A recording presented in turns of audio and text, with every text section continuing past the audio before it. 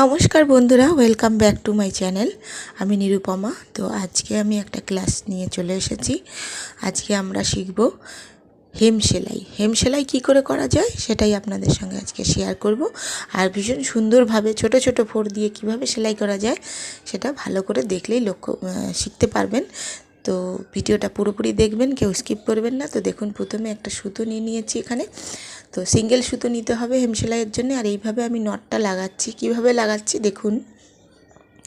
প্রথমে পেঁচিয়ে নিলাম, আঙুলের মাথায় পেঁচিয়ে নেবেন, একটা সুতোর উপরে আর একটা সুতো রেখে এইভাবে একটু মুড়ে দেবেন। মুড়ে দিয়ে দেখবেন ভীষণ সুন্দরভাবে একটা ছোট্ট নট লেগে গেছে। এইভাবে আপনারাও নট লাগিয়ে নিতে পারেন। তো এবার চলুন হেমসেলাই করে নেওয়া যাক। তো এবার আমি দেখুন একটা কাপড় নিয়ে নিয়েছি। তো এই কাপড়টাকে প্রথমে আপনারা ভাঁজ দিয়ে নেবেন কতটা আপনারা চওড়া করতে চান। তো কতটা চওড়া করতে চাই সেটা বুঝেই কিন্তু ভাঁজ দিতে হবে। আর তারপরে একটু ছোট্ট করে ভাঁজ দিতে হবে, যেটা ভিতরে মুড়ে দিতে হবে।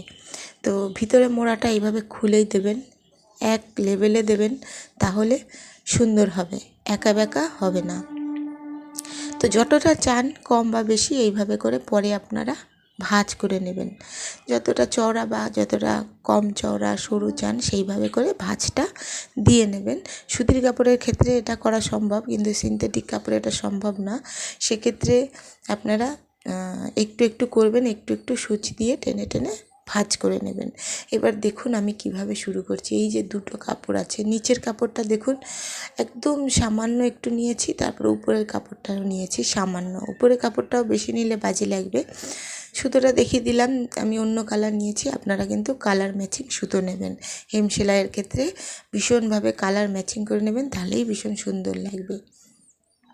এবার দেখুন আমি এই নখের মাথাটার দিকে কিন্তু চেপে চেপে সুইটা তুলছি। ভালো করে লক্ষ্য করবেন। দেখুন প্রথমে নিচের কাপড়ে অল্প একটু সামান্য, যত কম তুলবেন তত ছোট ফোর উঠবে। যত ছোট ফোর দিতে পারেন দেবেন, মানে কাপড়টা তুলবেন, তাহলেই কিন্তু সুন্দর হবে। আর ঘন ঘন দেবেন। দেখুন কত ছোট ছোট উঠেছে। এভাবে আপনারাও কিন্তু ছোট ছোট দিতে পারেন। নিচের কাপড়টাকে যত কম নেবেন, দেখুন নিচের কাপড়টাকে যতটা পারেন ততটাই কম নেওয়ার চেষ্টা করবেন। সূচের মাথায় হালকা একটু তোলার চেষ্টা করবেন। আর উপরের কাপড়টাও কিন্তু বেশি নেবেন না। এবার দেখুন আমি এই নখের এই মাথাটা দিয়ে কিভাবে প্রেশার করছি, এটা খেয়াল করবেন। দেখুন এইভাবে করে যখন সূচটা একটু উঠে বেরিয়ে আসছে, তখন সূচের নখের মাথা ঘিসিয়ে আমি কিন্তু সূচটাকে বার করে নিচ্ছি আর কাপড়ের উপরে আঙুল দিয়ে প্রেশার করছি। এইভাবে কিন্তু আমি হেমসেলাইটা করছি। টেকনিকটা দেখলেই ভালো করে বুঝতে পারবেন, একটু মনোযোগ সহকারে দেখবেন। আবার আমি দেখাচ্ছি। দেখুন হালকা উঠিয়ে দুটো কাপড়েই হালকা হালকা কাপড় নিয়ে এই আঙুলের মাথা দিয়ে প্রেস করছি আর নখ দিয়ে সুইটাকে ঠেলে দিচ্ছি এইভাবে। এবার দেখুন বাঁ হাতটা দিয়ে কিভাবে ধরবেন।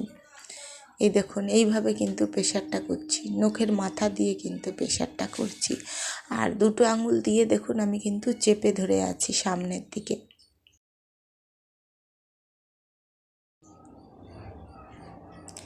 দেখুন আমি এখানে দুটো আঙুল কিভাবে দিচ্ছি। দুটো আঙুল পুরো কেচির মতন সিস্টেম করে কাপড়টাকে আটকে দিতে হবে। আর এই দিকের দুটো আঙুল, বুড়ো আঙুল আর এই কোণে এই মাঝখানের এই আঙুলটা দিয়ে এভাবে চেপে ধরবো। নিচে যে আঙুলটা দিয়েছি এটার উপরে কিন্তু সূচটাকে তুলতে হবে, ওটাকে সাপোর্ট দিয়েই কিন্তু কাপড়টাকে তুলতে হবে। আমি কতটা তুলব, আর সামনের দুটো আঙুল দিয়ে চেপে ধরতে হবে।